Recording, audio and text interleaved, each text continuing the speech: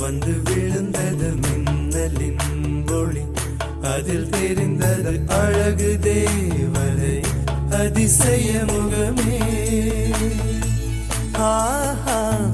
தீபொறி எழ இரு விழிகளும் தீக்குச்சி எனையுரசிட கோடி பூக்களாய் மலர்ந்தது மனமே. அவள் அழகை பாட ஒரு மொழி இல்லையே, அளந்து பார்க்க பல விழி இல்லையே. என இருந்த போதும் அவள் எனதில்லை.